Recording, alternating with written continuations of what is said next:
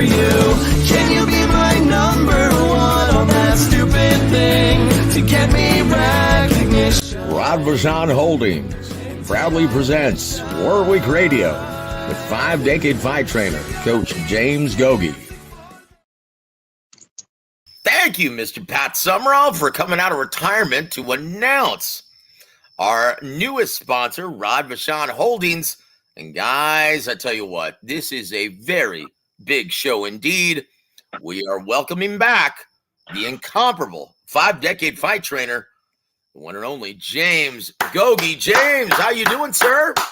Hey, Joe, I'm doing good. I've just been busy the last few weeks. I haven't had a chance to get on the show. Plus, boxing's been kind of dead. Since the Earl Spence fight, it's been kind of, stagnant. So, there was really not much to talk about, So, that's why I decided to take a little break. Well, and wouldn't you know it, there's a cricket, a grasshopper or something that just crawled in my office or something, and I can't locate it. So if you guys hear the pleasant sound of grasshopper throughout the show, don't mind him. He just wants to listen to the coach as well. But anyway, Coach, I tell you what, bring us up to date on everything that, including your undefeated fighter, your fighter who should still be undefeated. Please bring us up to speed on what's happening in south of the border in good old Mexico. Well, one of my undefeated fighters, he's real good. One of the better prospects I've had in years, a guy named Bron Redomoso. I took him from, pretty much as a couple years. I took him as a green kid, didn't know much. And, he's from Colombia, and he asked me to help him out. And, over the last 2 years, I've been developing world-class skills into him. And, when you're developing skills into a fighter, some pick it up faster than the others. Okay. That's my experience. The ones that pick it up fast, oh, that's even great. You know what I mean? You're like, okay, boom, boom, boom. The learning curve is shorter. But when you got guys like my other guy, it takes longer for him to grasp the concepts and everything. But eventually you do, and it's done through diligent practice and consistency every day. Working on technique, practicing the technique until it becomes habit, until the habit becomes instincts. And all the world-class skills I've been showing at Brom the last 2 years, boy, he's starting to perfect it. He's on the road of getting it done, polishing it up. The more he does it, the more fights we get, the tougher fights we get.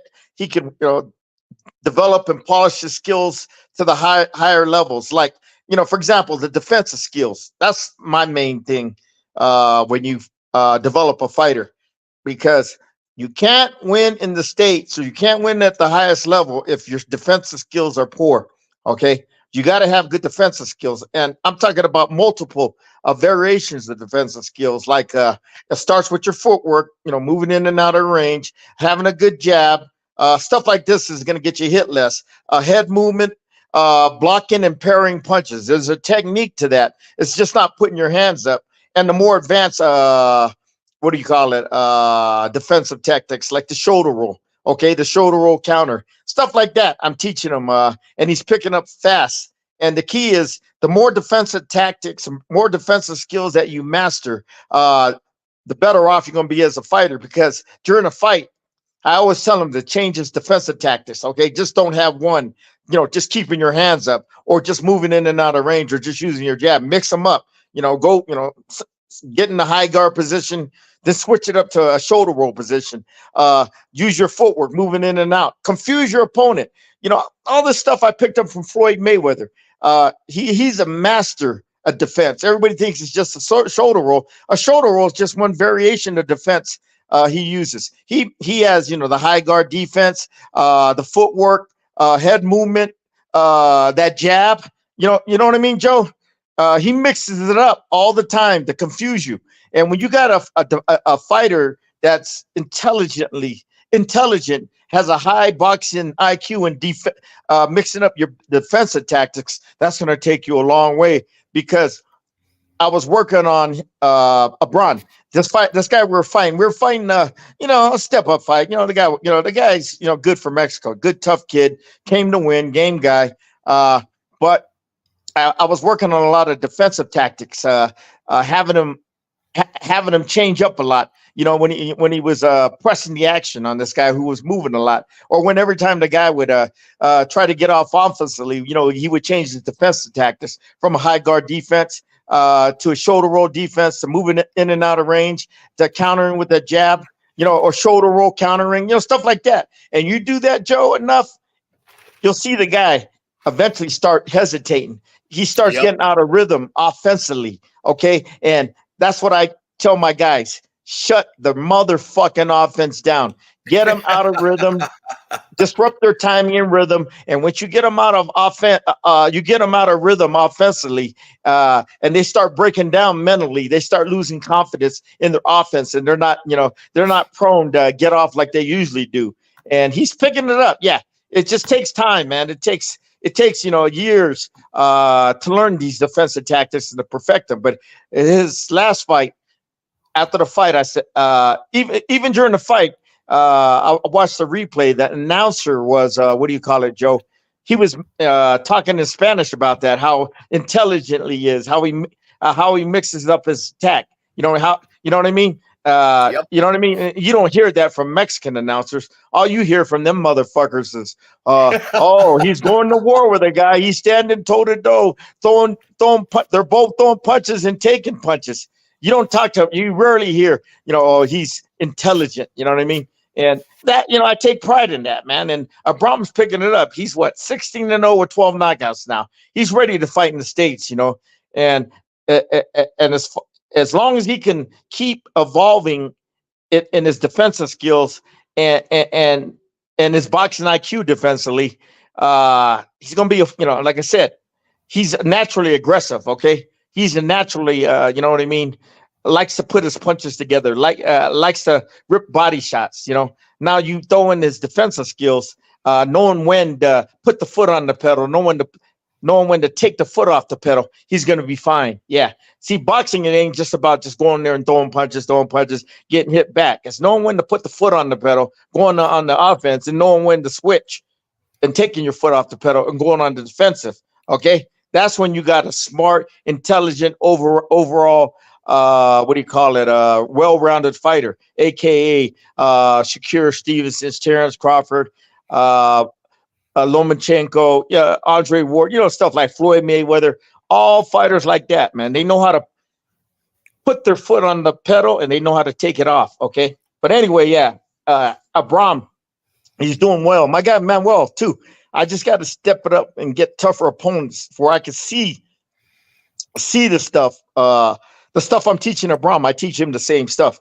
I teach all my fighters the same stuff. First, the basic fundamentals, knowing how to apply them, developing the IQ and how to apply them. And, it's just a process. Once you get to that stage and they're developing the skill sets, they're becoming, habit in the gym, and they're becoming instinct. Then you start getting the tougher fights because you're ready for them. That's part of the developmental process. You just don't go in a motherfucking fight and your fighter's not armed with weapons or tools to fight a fighter who's skilled offensively and defensively. It ain't gonna happen. You'll get tore apart. You gotta have the weapons. You got to have the IQ to match them. But anyway, like I said, Joe, this is something that I never thought about talking about this. It just came up, man, when you told me about it. But yeah, both guys are moving along good. Manuel Rangel, he's 13-0. They screwed, we got a lawsuit with them crooks in the Monterey Mexican Boxing Commission who changed one of his decisions to a loss behind our back, because that's how crooked they are. And they did it illegally without notifying us, because the guy whose ass we whooped over there, his dad is good friend with the commission guy. But we got a lawsuit where they're going to change it. You know what I mean? That decision. Yep. Well, what we found out over here is that only in title fights do they have to adhere to the ABC rules of boxing. And so that's why you see this happen in Mexico a lot more frequently than you should. Joe, and it's terrible and it's wrong. Yes, Joe. sir. Can you hear me, sir? Yeah, I don't know what happened, but anyway, this is how you development. This is the developmental process of the fighter. Okay, nowadays these motherfuckers they have no clue what the developmental process. They think just getting tougher fights is going to make you better. That Yep. Man, that ruins fighters if you're not doing the work in the gym. If you're not developing your fighter properly in the gym, you put them in a tough fight, they're not going to be prepared. Example last night, my good friend Azabachi Martinez. You know, Mm-hmm. he it was a one-sided fight against Moratala. He needed more development. He Yep. needed more. What do you call it? Skill sets, especially defensively, to fight a high-level fighter like Muratala. Yep. And that's what I'm saying, Joe. You can put them in tougher fights, but if you don't develop your fighter in the gym with the skill sets of boxing IQ, where they become habit and instincts, and you know what I mean, they go in the fight, they're going to be totally overwhelmed. And this is Yep. development. This is how you develop fighters. Okay, I didn't learn this shit watching YouTube. I learned it over what 40 fucking years. You know, Yep. being around great fighters, great trainers, great boxing people, and on my own. You know, trial and error. You know, in the lab, in the gym, I call the lab, school, the university, over and over. And I pretty much got this shit, you know, down pack on what I got to do to develop a fighter. Now you want to hear a story, Joe? Let's hear it, sir. Joel Diaz got a fighter, this tough Uzbekistan. Man, he's like Yep. 11-0 or something like that. And you know, man, you can see he's got a world-class physique. You know, you can see he's a world-class fighter by his physique, his amateur background in this. But that motherfucker's green and raw. It was Joel Diaz's first fight with the guy. He fought this guy 7-14, and you know, he was in a tough fight. Okay, he overwhelmed the guy because you know he had that much more natural talent and ability and experience over the guy, but the guy he fought was on him, and he was putting that pressure on him. And this guy, you could see the deficiencies in Joel Diaz's fighter. Number one, when they got in the pocket, all he did was hug and push him off you. He didn't know how to, you know, make that transition when the fight goes from long range to in the pocket or close range, how to sit there with your opponent and go tit for tat and fight with high skill level in the pocket. He didn't know how to do that. He needed that space. He's one-dimensional, Joe. He needs space to work, to throw those medium to long range combination. And this motherfucker can hit. And he's got a lot of amateur fights.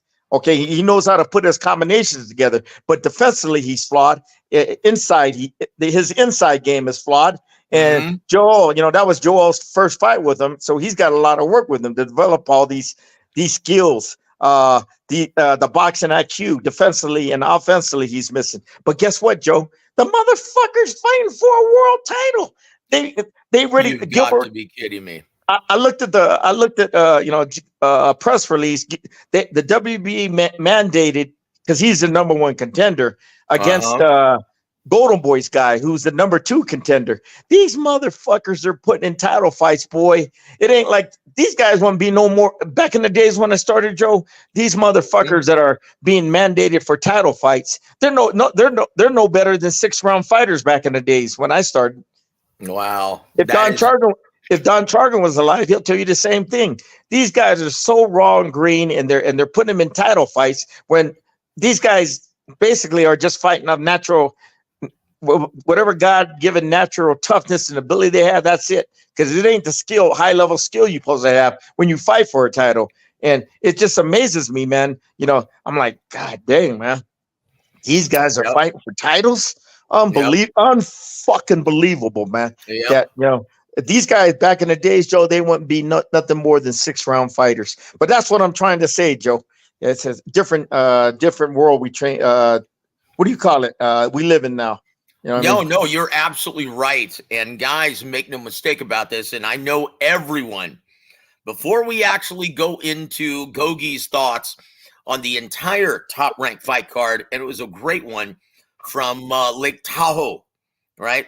Everyone has been asking, everyone has been itching to find out what Coach Gogue thought, speaking of a different world we live in, well, of the current WBC heavyweight title holder at this time, Tyson Fury, and him coming in looking like Jabba the Hutt, looking like a shot fighter, against Francis Ngannou, who's never had a professional boxing match ever, even though he's got a little bit of skill training with my brother Dewey Cooper from Vegas.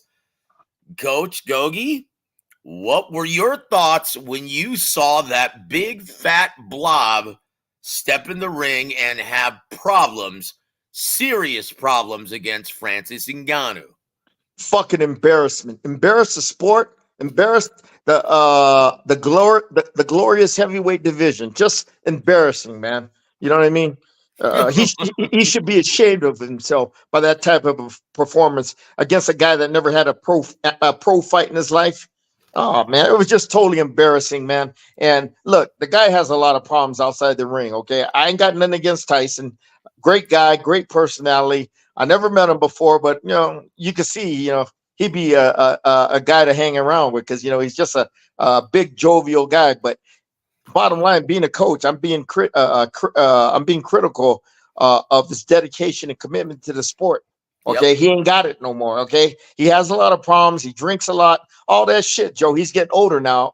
Yep. Look, Joe, when you start taking shortcuts in this business, eventually it's going to catch up to you, and it's catching up to Tyson Fury. Yep. He looked absolutely like shit, garbage. And if Usyk would have fought him that day, Usyk would have beat him. Okay, Ooh, knocked him out, Coach. yeah. Yeah, that was embarrassing. But once again, he still remains one of the biggest, mainstream attractions that this sport has to offer. Coach, if you were Bob Arum, if you're Bob Arum or Frank Warren, would you actually take on the rematch with Ngannou, which is probably bigger money at this time, or would you actually roll the bones and put him in that undisputed contest? You go with Usyk? You go where the money's at, because this guy, boy, if he keeps on taking this training lightly and doesn't prepare like he should, he can lose any time. So what you do, you go for the biggest purses for this guy, because he can lose any time. The way this guy, the way his head is at, he's bipolar. He's got a lot of problems. I don't want to talk bad about him, but he's got issues which is preventing him from being a professional fighter 24/7, meaning staying in shape, keeping his weight down, living a clean life, off drugs and alcohol and all that shit. But anyway, yeah, I go after whatever that Ngannou. What's the guy's name? Francis Ngannou from Cameroon. Yeah. It's number one. It's gonna be a big demand for the fight because there was controversy, and the money's gonna be bigger than that Usyk. Yeah. And them Saudis probably funded again because it was a big hit over 2 million pay-per-view buys, Joe. No, from what I've been told, now we've received some conflicting reports, but initially what I was told was between 1.5, 1.6 over two different markets, US, UK. And yesterday, or maybe the day before, someone from Pro Wrestling said it didn't even crack 100,000 in the States. So we're going to find out for sure tomorrow when we speak with Rick Glazier. Bottom line is, they probably lost money if they didn't do good in the States, because the other foreign markets, they don't charge as much as the States. But them Saudis, man, they got bank. You know what I mean? They'll just sell an oil well to recoup the losses. Yep. Well, look, either way, guys, and once again, it's been consistent with the biggest problems concerning this business. And we're not going to go into it anymore in great length. You guys already know what they are. Once again, stealing events, illegal streaming, coupled with inflated purses equals an absolute nightmare for any platform that chooses to invest in our beloved boxing. This is a huge issue, but nonetheless, you've heard from Coach Gogue. Guys, that's not good for anyone who was counting on seeing undisputed in the heavyweight division in 2024. Not good at all. But I tell you what, guys, before we actually hear from Gogue on what he thought with the entire card, featuring W.A.W, Raymond Murataya, and Henry LeBron, as well as Lindolfo Delgado, man. He looked beautiful, razor sharp last night. Tell you what, we're going to say hello to our very dear friends in the chat. First one up, Mr. Jesus M. Saludos, Coach. It's good to have him back, isn't it? Show just isn't the same without Coach Gogue now, is it? Guys, and once again, with the amount of respect I have for our brother Rodney Green, Rick Glazier, Ronnie Shields, everyone else who participates in this program, guys, it's not the same, with all due respect, without Coach Gogue. Now, I think I speak for everyone. So thank you, Coach Gogue, for this. Excuse me. Guys, and once again, big shout out to my brother Anthony Manzano. Hi, Joe and Coach. Hello to you, and thank you for supporting our brother James Gogue on this evening. And Jesus M has the first question: is Raymond Murtaya a legitimate and big threat at 135 after what you saw last night, Gogue?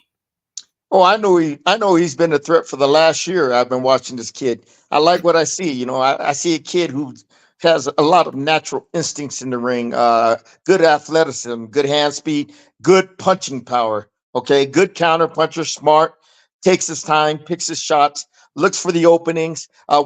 He waits for the fighters to make the mistake, then he capitalizes. Oh yeah, he's good, man. This Murata.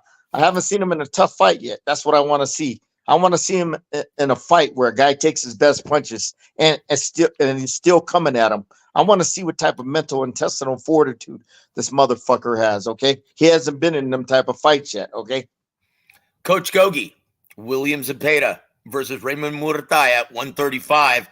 Who do you like? Shit. Yeah, That Murtaya can hit, man. If he hits Zepeda, yeah. Ooh, you know. That could change the tide of the fight. Zepeda is a high punch volume output fighter, southpaw, and he's gotten better over time. You know, he takes his time. Like I said, he knows when to put the foot on the pedal, and when he puts his foot on the pedal, he puts it on the pedal. He goes from 0 to 60 in 2.5 seconds. Okay, faster, and he puts his combinations together, you know, up and down, down and up. But Murata is such a smart fighter. He could see the holes in his defense, and he could counter off that and hurt him. Okay, I've seen this Zepeda get hurt before when he fought this guy from Tijuana. He got hit with a hook, and you can see it buzzed him. Okay, yeah, it sure did. Yep, so I remember that vividly. Yeah, but that Zepeda, his coach, Panda, Jay Nahar, he trains him up. He trains him up in the high altitude of Mexico, right outside of Mexico City, a town called Jicapilco, 8,600 feet. So they're in superb condition when they come down to sea level when they fight. Okay, he can what do you call it? Apply that high punch volume output for 12 rounds. Okay. And if he could take Murtaya's best punches, and if he gets hurt, but is a resilient competitor and keeps pressing ahead, Murtaya gonna be in a fight. Okay. Yeah. But the thing is, if he could take his best punches, his best counters, best right hands, best left hooks, best uppercuts from Murtaya, okay, he gonna be in a fight with this Zepeda guy, because in the back half of the fight, boy, he's gonna put them combinations together, okay, and he throws combinations from all angles, up and down, down and up, coming from all angles, up the middle, around, and all that shit, okay, and he's gonna give Murtaya problems. If he could take Murtaya in the back half of the fight and could take his best shots, Murtaya's gonna be it's gonna be a fight where he's going to have to answer questions, not ask questions like he's been doing. Okay.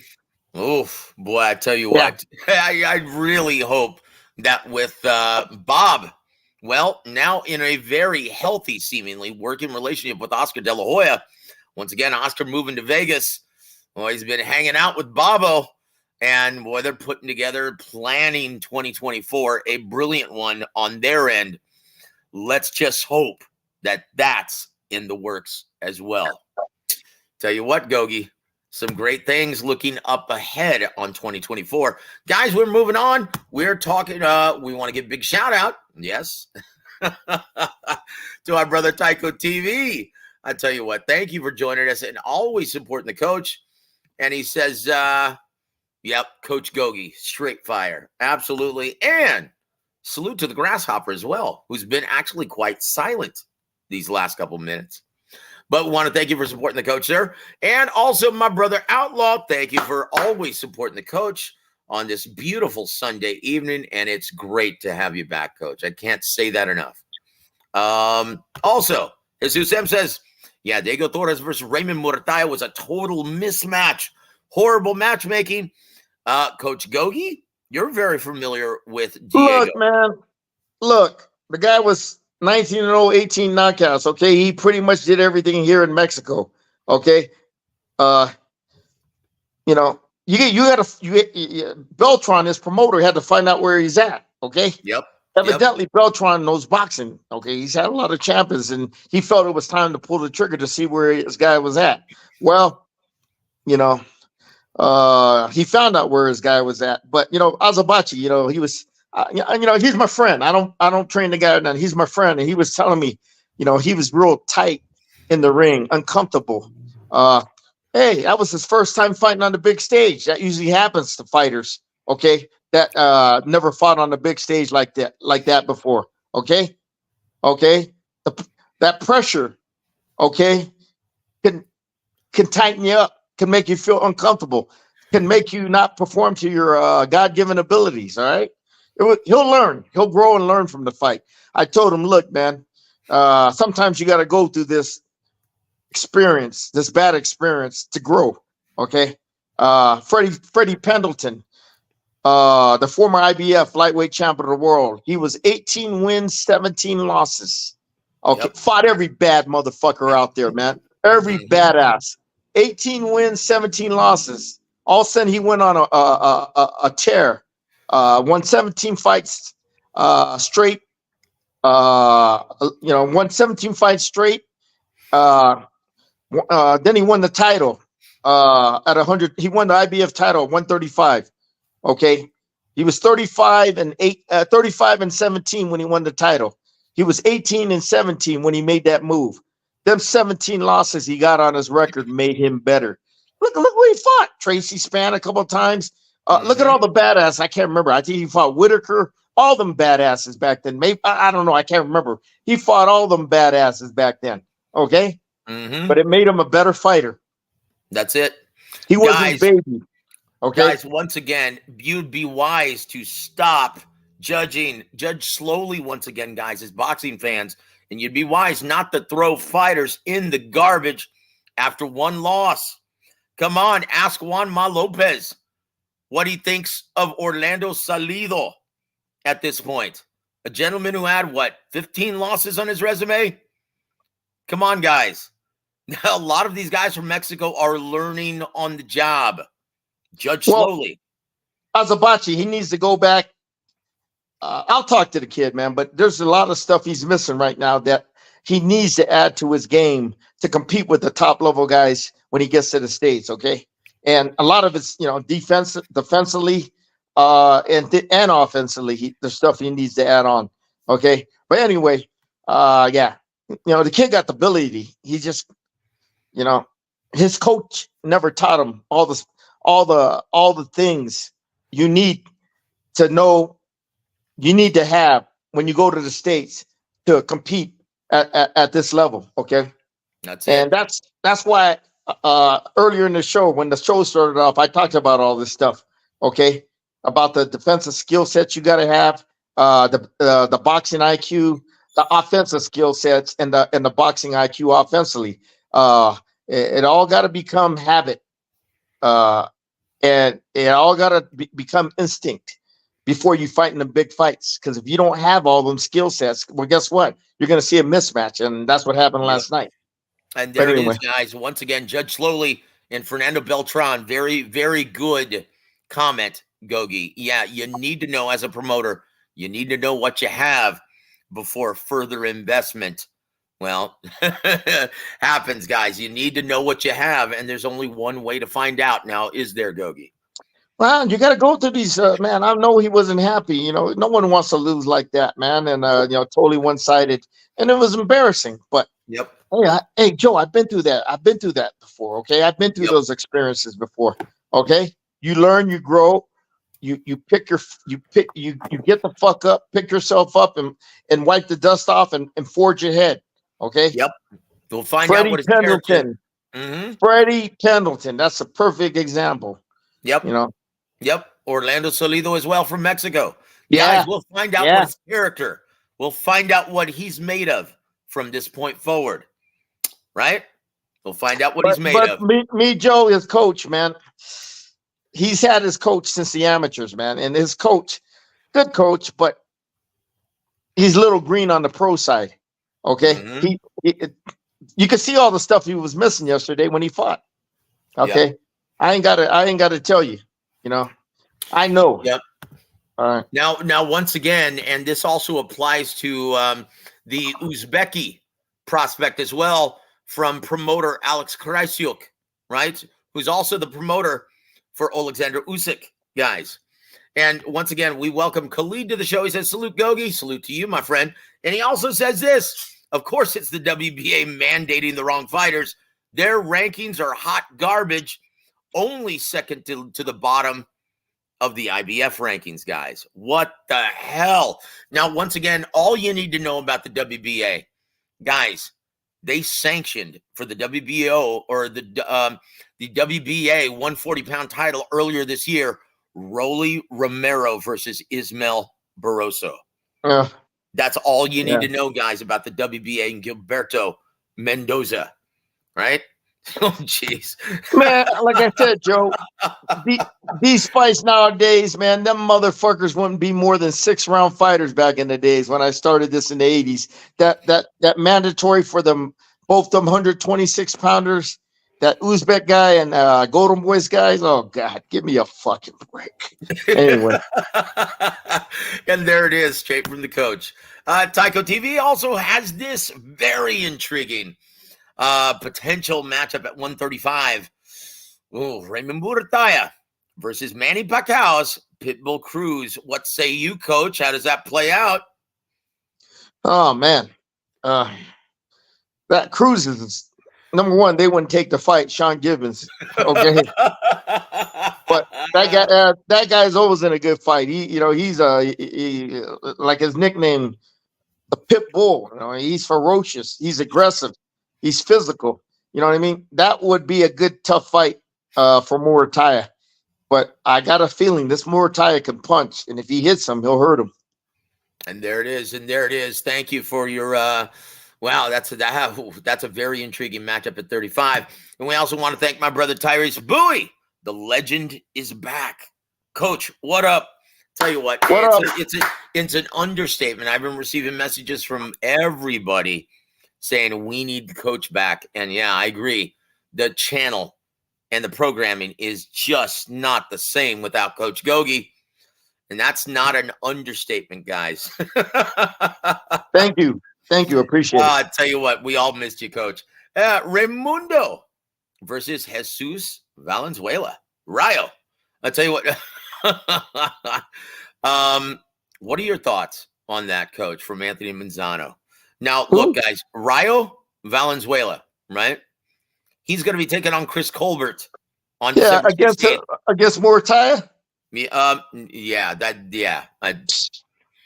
get his ass whooped. Yep, guys, come on. So once again, remember what happened to De Los Santos, right? He was going to be taking on Shakur Stevenson in a couple of weeks. Guys, that's not even worth mentioning. But thank you, Anthony, for contributing to the show. And he said, Khalid says, at 126, Otebek. Is that who Gogue was talking about on that Mexican card with Joel Diaz? Yeah. He fought on the card. They wanted to get him a stay busy fight, and he fought this guy who was tough, 7-14. Oh my God, the guy took punches, but he was there for the whole, 8 rounds until he got stopped, late in the 8th round because he was taking too many punches and everything. But Mhm. oh man, you can see the raw God-given talent the kid has. Yeah, nice physique. Raw athleticism. Everything's raw in that kid, man. That was Joel's first fight with the guy. Okay, because Joel got a connection with that, Vadim, Alex, who signs all these guys. Alex And Krysiuk. Yep. Alex who? Krysiuk. Yep. Who the fuck? He's the promoter for Alexander Usyk. Oh, he is? Yeah, he's a Oh, I didn't promoter know for that because Alexander Usyk. Yep. I was sitting next to Joel and he was talking to him. I said, Joel, who's that? He goes, that's Alex. Because they had it on speaker and I didn't know the Yep. guy. I said, who? He goes, that's he's the manager or promoter. I said, oh, okay. But anyway, the kid, boy, yeah. Back in the days, he'd be a 6-round fighter because he's so raw and underdeveloped. But now, this is a different era now where they rush guys to fight for the title. So anyway. Okay. Well, I tell you what, thank you, Khalid, for that. And once again, that brings a lot more clarity. And if he's that green, why the hell is he going to be competing for a major world title at 26? Yeah, it's not about what you do, it's who you do in this business. Well, and I'm pretty sure that guy, that Alex, whatever his name is, he's in tight with Gilberto, so they moved him and everything. You know what I mean? And So there it is. Money talks, guys. Money talks. I want to give a big shout out to my brother, Chi Funky Boxing. Guys, if you haven't already, what up, G? please go check out all of his channel, all of the great content he's put out in the past week, including a great one-on-one interview with the incomparable Jack Reese. I tell you what, man, that was a great interview with the esteemed referee and official from the California State Athletic Commission. Outstanding interview with his brother Dave Duenas. Guys, please go subscribe to G Funky Boxing as well as Leave It in the Ring with David Duenas. Do great work over there, guys. Great work. And Anthony Manzano. Now, once again, guys, you have to understand, Gogue's an old school badass. And I don't know where some of these cats come up with their lingo nowadays. But he asked this question, Coach. Coach, being that you're an elite trainer, can you explain what this means? I've heard this multiple times when people are breaking down how David Benavidez fights. He says, or they say, he uses posting a lot. What the hell does that mean, Coach? The fuck is that? I don't know what posting is. Exactly, guys. Once again, people These motherfucking wannabe boxing analysts, they fucking crack me up, man. I see that shit all the time. They make a little YouTube channel and analyze the fights and use all this bullshit I don't even understand. It's a joke, man. They don't understand. They don't know boxing, okay? All right? Yep. They don't know fucking boxing posting. What the fuck is that shit? David Benavidez, he's a sound fundamental fighter, an aggressive fundamental fighter who puts his combinations together. Head, body, body, head. Okay, and he likes to work off his jab. He's patient, but once he's in range, he'll let his combinations go. He ain't scared to let his combinations go.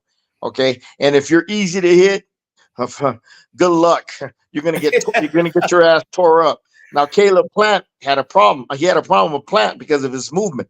Okay, his speed, his counter punching. Okay, but as the fight went on and Plant started to become more of a stationary target, couldn't move as well, and couldn't counter as well. Well, guess what? Benavidez closed that distance, started putting the hammers on him. All right. So anyway, posting. Yeah. What the fuck is that? Well, maybe it's posting comments on bullshit social media sites like Twitter or X or whatever the hell you want to call it. Yeah. But look, guys, but look, Dave Benavidez, he's got a big date with Destiny, right? And he may not have to wait for after the 6th round to start putting it on his opponents, because there's a lot of rumblings within the business that Demetrius Andrade, Boo-Boo, well, that his legs look shot from what I've been told. We'll see if that's a reality. we'll let Coach be the judge. The more we see from Demetrius Andrade coming up to this big event on November 25th. But if that was the case, I'd be Mhm. targeting the body a lot. That'd take his legs away early in the fight. Okay, just keep hitting that body. Yep, but before we guys go look at the calendar coming up with events coming up with Shakur Stevenson, Emmanuel Navarette, as well as the pay-per-view card from the last pay-per-view card from Showtime pay-per-view this year and possibly ever. Yeah, let's go. Let's get a coach's thoughts on this past top rank event that took place last night from the Tahoe Blue Event Center in Lake Tahoe, Nevada. Yeah, and it was in the main event, Efe Ajagba. Well, he took care of business in a hurry over Joseph Goodall from Australia. Coach, your thoughts on Efe Ajagba and his future potentially, well, matched up against, Big Baby Anderson. Fuck Efe Ajagba. I just watched the Azabachi fight. That's the only fight I watched. I didn't give a shit about the other fights they had. Okay, well then there it is, guys. And if in case you missed it, an excellent fight between Henry LeBron against William Foster. That guy's gets the majority decision. Go ahead, that sir. guy's so. I remember Brad Goodman and Brad. Nah, I'm not gonna say it, but I'm not gonna say it, but that guy sucks, man. That he moves too much. He's not entertaining. You know what I mean? He's a good, athletic boxer. Moves good, hard to get a hold of, hard to get a clean shot on, but he's not made for TV. He sucks, man. He's, you know what I mean? He's terrible. He's and also big winner on the fight card as well, Lindolfo Delgado, another Robert Garcia fighter. He fought a punching bag that was right in front of him. Come on, man. He did. And Luis that doesn't tell me Hernandez nothing. Ramos. Yep, and that's it. Yeah. And there it is, guys. Those were the big ones that are worth mentioning. Obviously, congratulations to Omar Rosario pulling off the mild upset against Angel Rebollar. And then I thought Rosario got beat.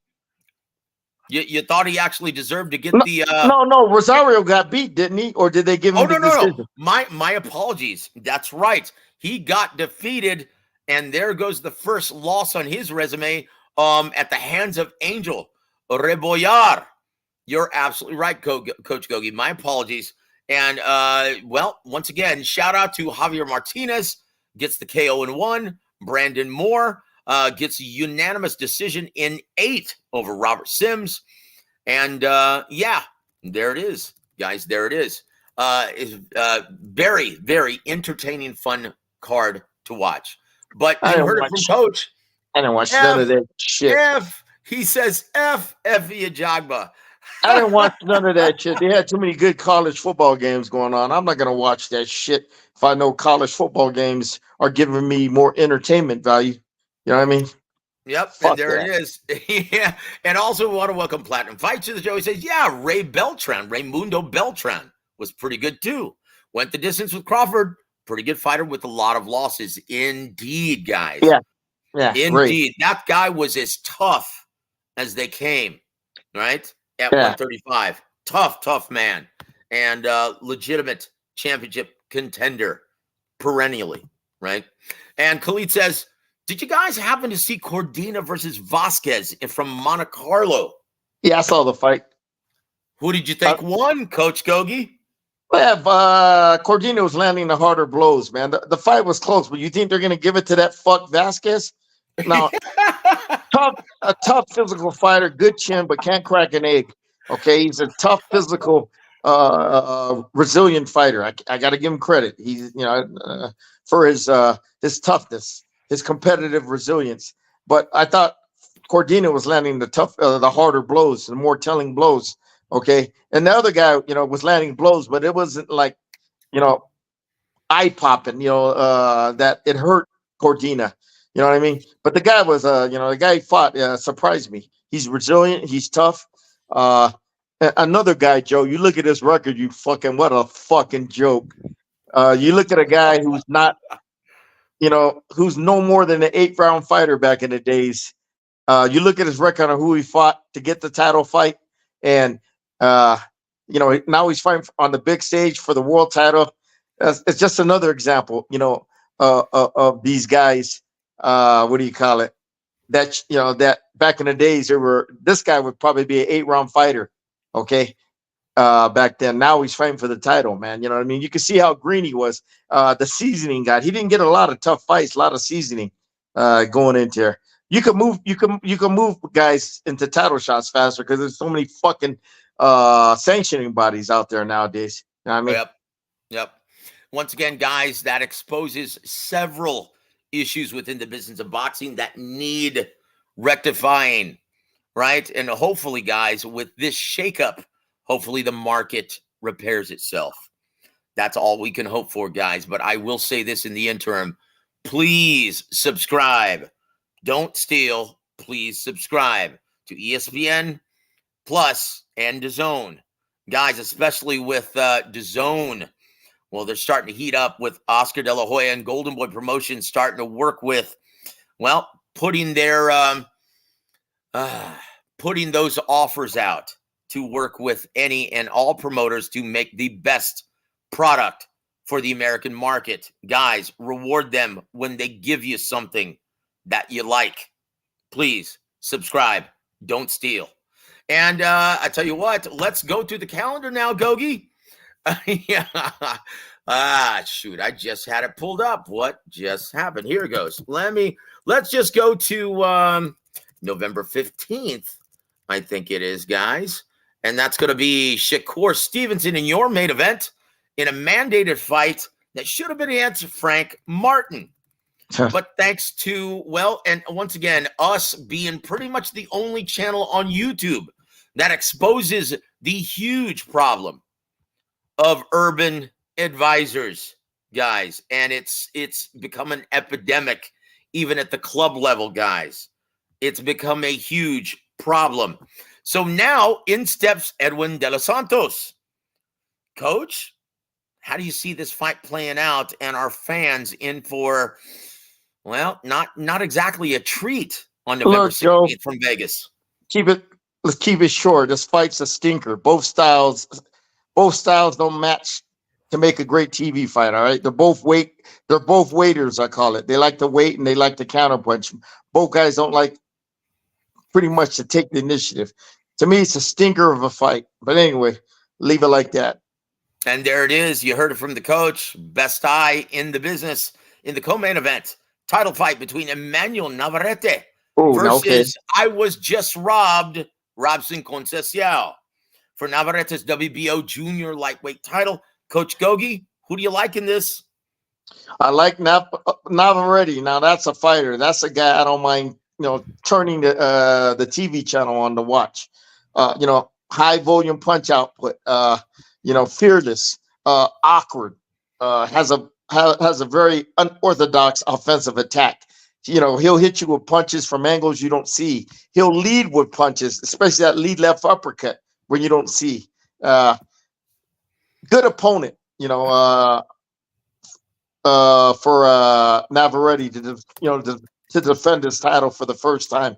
Navarette, his last fight, he showed me another dimension to his game. He added that he didn't add in his previous fights. His ability to be intelligent, to work off that jab, to be patient, okay?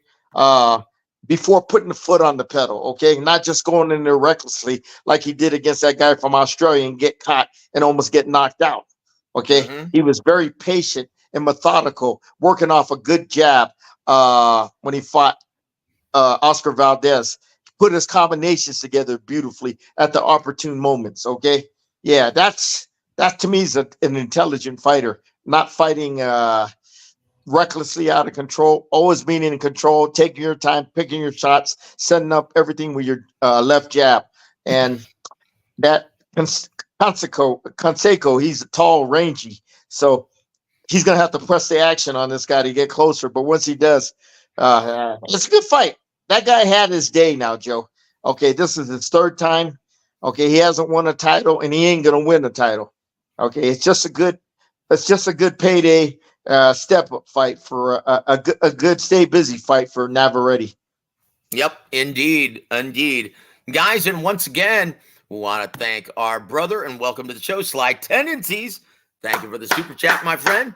And he says, Coach Gogue, and the smoothest voice on YouTube. And that's only when I do my Pat Summerall voice, guys. And may I remind you that this show is brought to you by Rod Vachon Holdings. If you're in the market for a new home in South Texas, please contact the best, Rod Vachon Holdings. Thank you, Pat. We appreciate it, brother. And I tell you what, what's amazing, Coach Gogue? And before we actually talk about this final pay-per-view, and it looks like the lineup has just been secured for November 25th.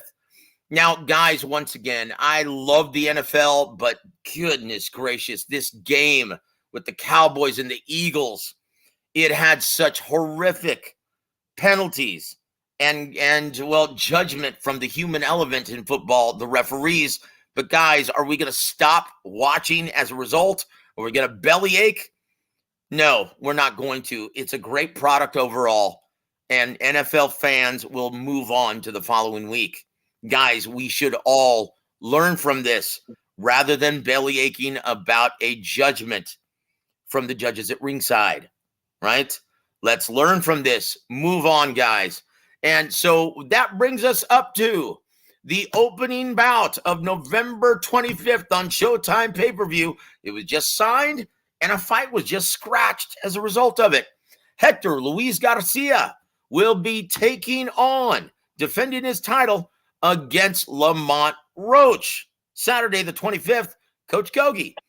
How do you feel about this matchup, sir? It's going to be opening up the pay-per-view broadcast. Who gives a fuck? Yeah.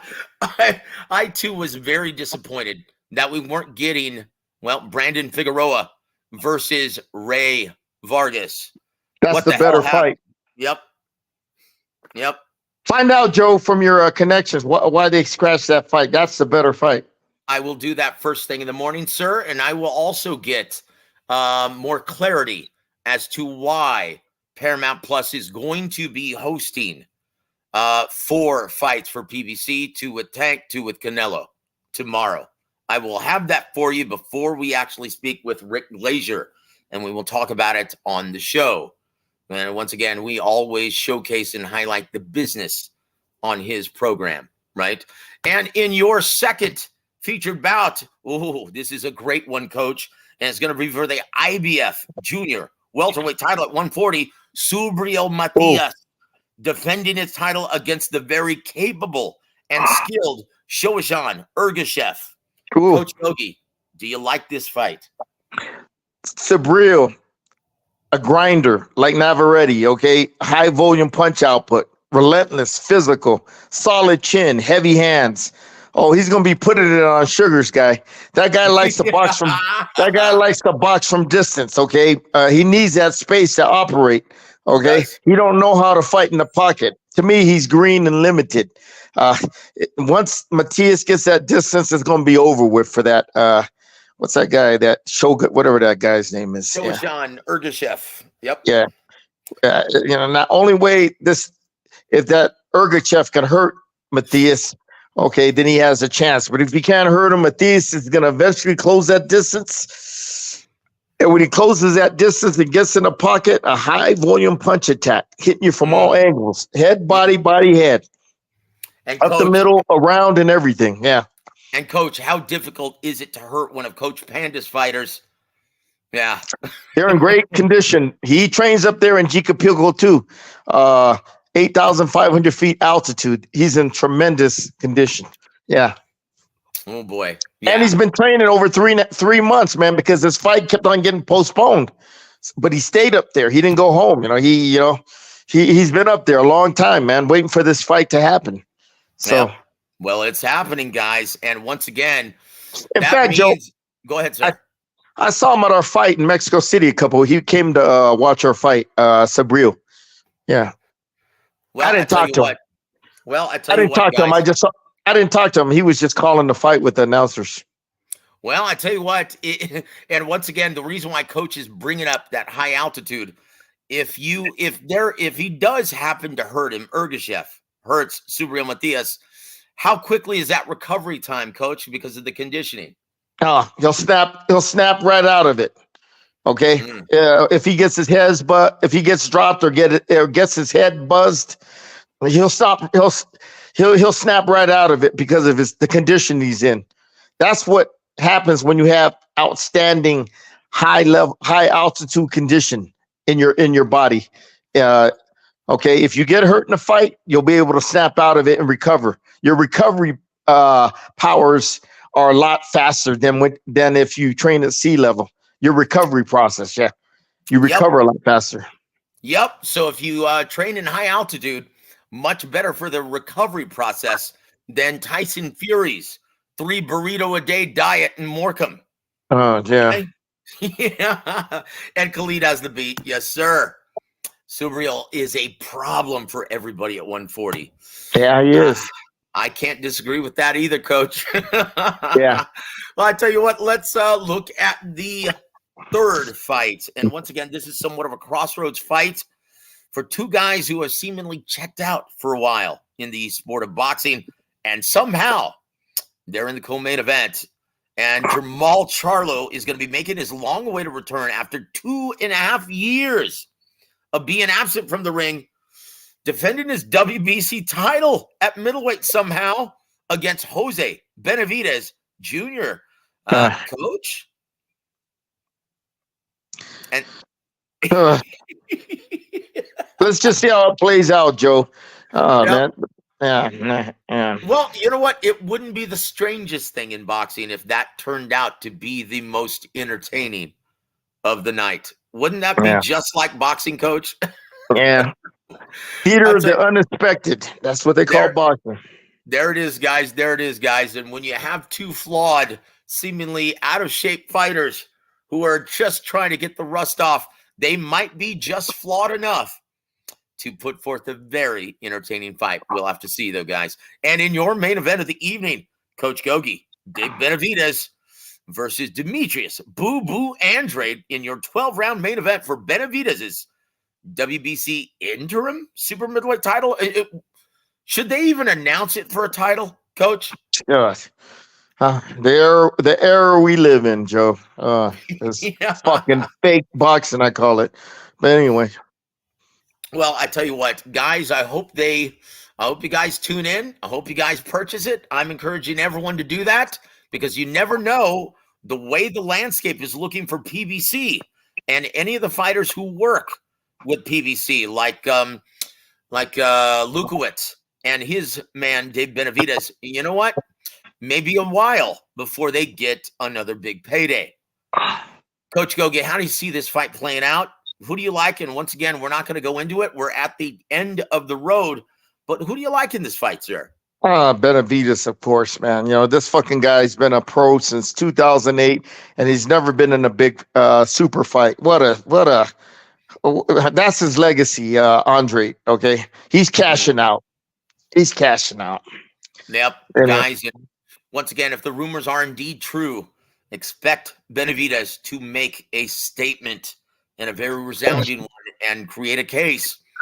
Yep. Once again, create that demand for a big fight against Canelo Alvarez. Let's just hope that the best man wins and that Canelo takes on the winner. Hopefully that's going to happen. And yeah, Khalid says, facts, coach. I've seen Subriel Matias get hurt and recover instantly in a few of his fights.